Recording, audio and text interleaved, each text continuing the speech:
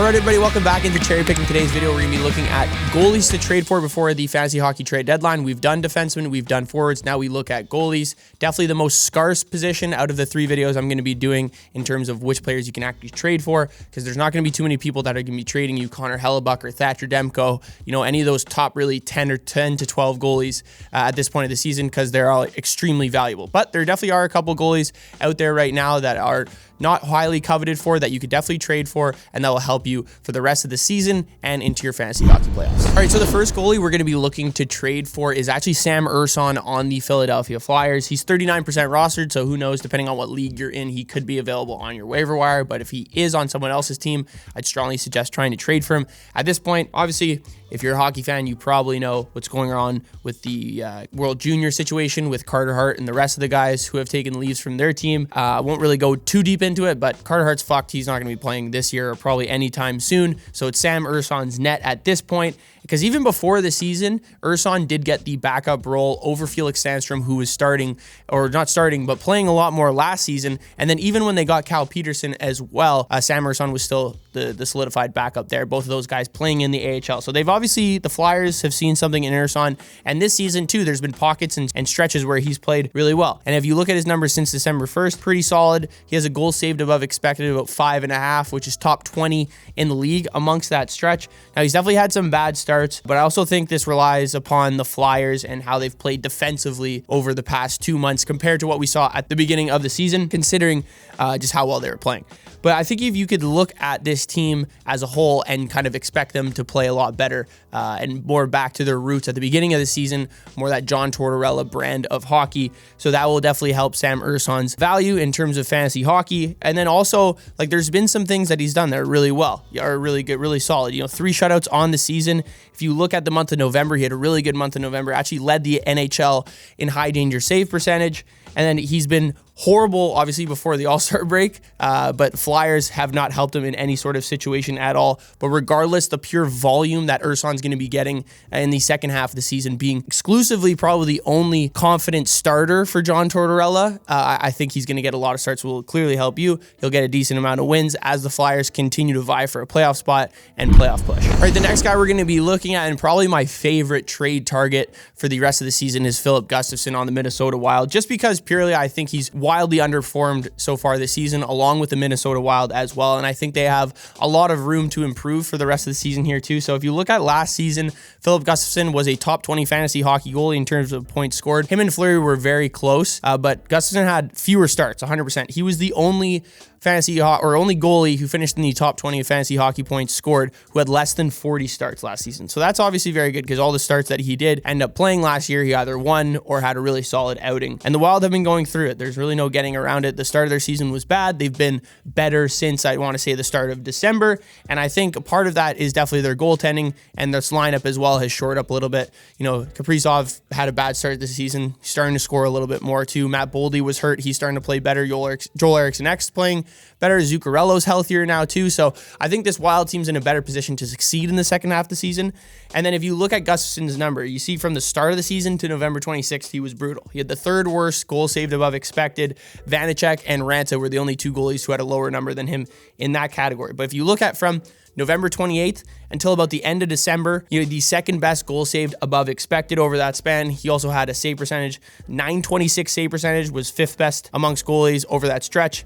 A goals against average just above 2 at 205, also 5th best amongst that stretch, and then also went 8-3 in his 11 starts. So the proof is kind of right there for Gus. He just played really well last year, had a stretch at the beginning of the season where he didn't play well, and is starting to kind of get back into form. He's been way more inconsistent this season than he has last year, which is definitely frustrating fantasy hockey owners of him. But to make Gus's case a little bit stronger, the Wild have the 4th easiest remaining schedule. So that obviously helps tenfold for any sort of goalie you want to be looking at. I think that's the biggest thing to look at when you're trading or looking to trade for a goalie for the rest of the season here. I would look at remaining schedule and how easy there is. And then you have a guy like Filip Gustavsson who has proved himself in the past. I think it's a perfect combo. Trade for Filip Gustavsson. All right, so now looking at a goalie that's actually less than 25% rostered right now, and it's actually David Rittich on the LA Kings. So for the Kings, we saw Cam Talbot at the beginning of the season go from a Vezina candidate all the way back to to his old ways. If you look at his stats since the holiday break, he does not have a single win in 2024. He's 0-7-3 with a goals against of 3.86 and an 881 save percentage. Now with these two splitting starts, if anything, I think at this point, after reading off those numbers, Rittich will get the bulk of the starts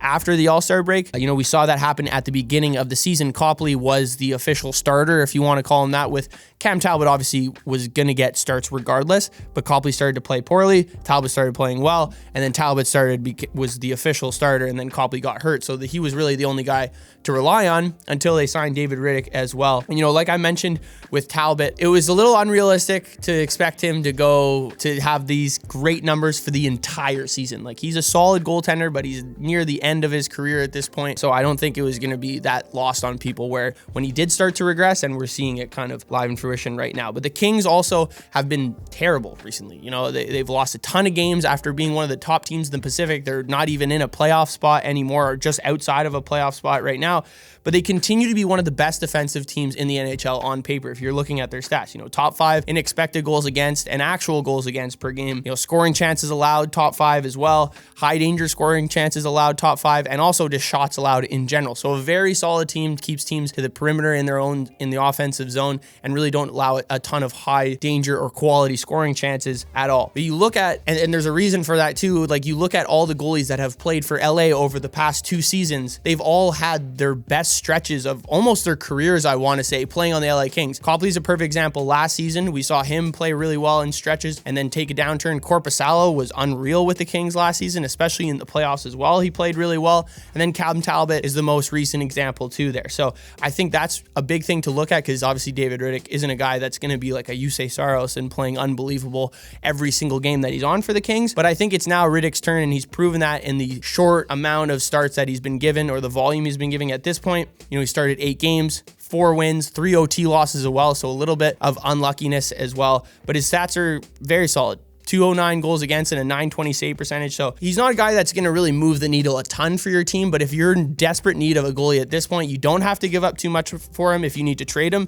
And if you're in a league that's not too deep, he will definitely be on the waiver wire. And the last guy that I'll quickly mention, I won't say this is an absolute trade target at this point, because there's still a little bit of ambiguity on when he's coming back, but Freddie Andersen on the Carolina Hurricanes, still 61% rostered in Yahoo Fantasy Hockey Leagues. But if most of you do know, for Andersen, he's been out since about November with a blood clotting issue, but he has returned to on-ice activities, so he is skating again.